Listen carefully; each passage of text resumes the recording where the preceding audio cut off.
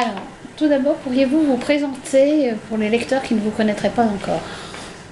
Oui, je suis Christian Laborie, écrivain, je ne vais pas dire d'origine cévenole, mais ancré dans les Cévennes depuis bientôt 40 ans, 38 ans exactement. Et j'écris depuis 20 ans. Et j'en suis à raison de un roman par an. Je vais bientôt attaquer le 20e.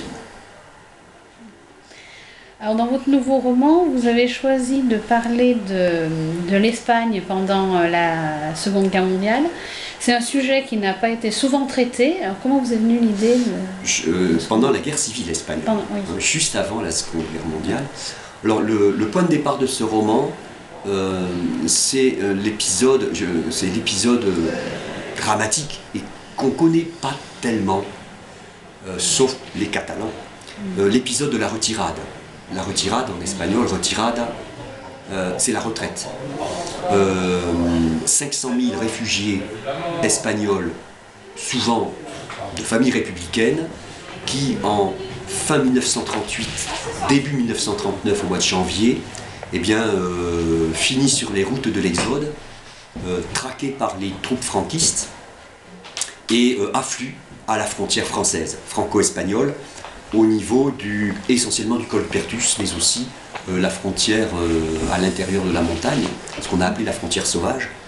Et cet afflux de réfugiés qui donc étaient sur les routes se sont trouvés confrontés au passage de la frontière. Le gouvernement français a accepté d'ouvrir les frontières et quasiment 500 000 réfugiés sont passés en France. Il a fallu les accueillir dans des camps, Rivesaltes, Argelès. C'est ce qu'on a appelé la retirade, dont on a fêté les 70 ans de commémoration en 2009. Et c'est depuis cette date, à la suite d'articles de journaux que j'ai lus dans le Midi Libre notamment, que j'ai eu l'idée de traiter cette période. Alors, vous allez me dire, ça n'a rien à voir avec les Cévennes. Si, il y a un lien direct avec les Cévennes, parce que dans les Cévennes, on a accueilli ensuite beaucoup de familles espagnoles, qui ont fait souche souvent, puisqu'il y a pas mal d'Espagnols dans les Cévennes. Donc pour moi, il y avait un lien direct entre l'histoire de l'accueil des républicains espagnols dans les Cévennes, et puis cette histoire. Donc je suis remonté aux sources. Et j'ai traité aussi la guerre civile, parce que je me suis dit, le lecteur ne comprendra pas ce que c'est que la retirade, si je ne reviens pas aux années terribles de la guerre civile, qui commence en 1936. Voilà pourquoi une grande partie du roman se passe pendant la guerre civile, les grandes défaites qui ont provoqué la retirade, la bataille de Teruel, la bataille du Sègre, de l'Èbre, la défaite de Barcelone. Donc mon héros participe à tous ces grands événements de la guerre civile, avant de rentrer dans les Cévennes, d'où il vient. Et ce qui est assez étonnant, c'est qu'à la fois on voit dans votre roman une très grande solidarité, notamment avec le membre de la famille Rochefort. Oui. Et en même temps, on voit cette haine finalement de l'étranger que beaucoup ont ressenti en disant les Espagnols vont prendre le travail des Français à cette époque-là. Oui, alors il faut nuancer. Alors vous parlez des Rochefort, parce que ce roman, Le goût du soleil, c'est le troisième de la série de la saga des Rochefort, qui a commencé par les Rochefort, qui s'est poursuivi avec L'Enfant rebelle, le troisième, Le goût du soleil, le quatrième, je vous l'annonce, s'appelle La promesse à Élise, et le cinquième a un titre provisoire, il est déjà écrit, je viens de le terminer. Il y aura 5 romans dans la série de la saga des Rochefort. Ce ne sont pas des livres qu'on peut lire, qu'on lit chronologiquement l'un après l'autre, on peut les lire dans n'importe quel ordre, mais c'est vrai que l'un des personnages principaux, c'est toujours un Rochefort. En l'occurrence, ici, dans celui-là, c'est le journaliste Sébastien Rochefort, qui accompagne notre républicain espagnol dans sa famille, dans son village natal, en Catalogne, et qui va l'accompagner dans tous les soubresauts de la guerre civile et de la retirade. Bien. Par contre, moi je ne parlerai pas de la haine, comme si c'était un sentiment général qu'ont eu les Français vis-à-vis des Espagnols. Il y a eu peut-être beaucoup de méfiance. Et par contre, j'ai choisi exprès de parler de la petite commune des Péaux, Prats et Moyo, pour 2 raisons. J'ai pas trop parlé de cet afflux vers le col du Perthus. J'aurais pu effectivement montrer ce qui s'est passé au Perthus, où le gros je veux dire, des exilés se sont passés. Enfin, le gros des exilés. Il faut savoir que la commune de Prat-des-Moyaux, qui est plus à l'intérieur, dans la montagne, au pied du col d'Ar, c'est la commune qui a reçu, qui a accueilli, qui a vu passer le plus d'exilés en 6 semaines. Quelque chose comme, pour ne pas me tromper, 240 000 exilés dans une petite commune de, je ne sais pas combien il y avait d'habitants, 1500, 2000 habitants dans la commune. Et il y a eu, de la part des habitants de Prat-des-Moyaux, eh bien, une solidarité extraordinaire. Toute la population s'est fendue aux quatre veines, s'est saignée aux quatre veines pour, disons, accueillir ces exilés. Alors c'est vrai qu'il y a eu beaucoup de méfiance dans l'esprit de certains, parce que les Espagnols, les républicains espagnols, pour beaucoup de Français, c'était tous des communistes ou des anarchistes.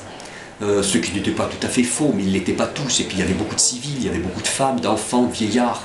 Et devant cette misère humaine, eh bien, il y a eu beaucoup de compassion, et je crois qu'il y a eu beaucoup d'humanité de la part des gens qui les ont accueillis. Alors, parler de haine, il y en a eu, il y avait des articles de journaux de l'époque qui ne sont pas tristes hein, à lire, c'est un euphémisme, et qui montraient effectivement que dans la population française, bon, comme aujourd'hui, face aux émigrés, il y a des gens qui ont des sentiments vraiment exaspérés. Mais ce n'était pas du tout la majorité. La preuve, c'est que dans nos Cévennes, mais aussi dans d'autres régions, hein, ça va jusque aux régions de la Loire, on a accueilli des familles espagnoles. Et la preuve, c'est que, puisqu'ils sont restés, ces familles sont restées, pour certaines d'entre elles, c'est qu'elles ont été bien accueillies en France. Et du coup, à la fin de votre roman, on voit une grande page de bibliographie. Oui. Du coup, ça a été des recherches difficiles pour ce roman Difficile, non. La difficulté, c'était de choisir, de trouver quels sont les bons articles, les bonnes pages dans les bons livres. C'est pas une bibliographie exhaustive, ce n'est pas une bibliographie. Tous les ouvrages que je cite, je ne les ai pas consultés.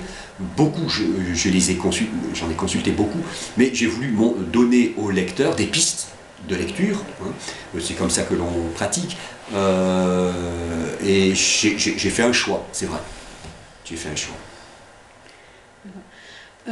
Donc du coup on en parlait déjà tout à l'heure, c'est le 3e volet de la saga des Rochefort. Oui. Est-ce que vous relisez vos précédents romans pour garder une logique dans des personnages Relire pas en entier. Alors heureusement, je tiens chaque fois que j'écris un roman, chaque fois que j'ai terminé un chapitre, j'en fais le résumé. Un résumé de 10 lignes. Et c'est ce résumé qui fait à peu près, bon, il y a 30 chapitres, hein, donc vous voyez le nombre de pages qu'il peut y avoir, une trentaine de chapitres. J'y retourne souvent, et parfois même dans le roman, parce que le lecteur le constatera, d'un roman à l'autre, je fais des clins d'œil. Dans tel roman, je fais un clin d'œil à tel roman précédent, que ce soit dans la narration ou dans les dialogues entre mes personnages, quand ils évoquent quelque chose dont j'ai parlé dans un précédent roman. Parfois je mets une petite note, voir l'enfant rebelle, si c'est l'enfant rebelle, voir les Rochefort, etc. Donc j'ai besoin de retourner effectivement à ce que j'ai écrit, d'autant que quand ces romans, par exemple pour les Rochefort, ça fait 4 ans maintenant, ou 5 ans que j'en ai commencé l'écriture. Alors c'est vrai que j'ai besoin de retourner aux sources parfois pour préciser, ou pour ne pas écrire une contradiction. Alors nous approchons de la fin de cette interview. Est-ce que vous pouvez nous dire, déjà vous en avez un peu parlé, mais est-ce que vous prévoyez comme pour la suite, les prochains romans Oui, alors les 2 suivants, il y en aura 5 en tout, ils sont déjà écrits. Le prochain qui paraît aux éditions Françoisir au mois de décembre s'appelle La promesse à Élise. Alors il s'agit de l'histoire cette fois-ci de la petite fille d'Anselme Rochefort, le patriarche du premier tome, la petite fille Lucie, qui est la fille de Vincent et de Faustine. Lucie a un enfant qui s'appelle Élise. Toutes les deux sont au centre du roman, puisque Le roman s'appelle « La promesse à Élise ».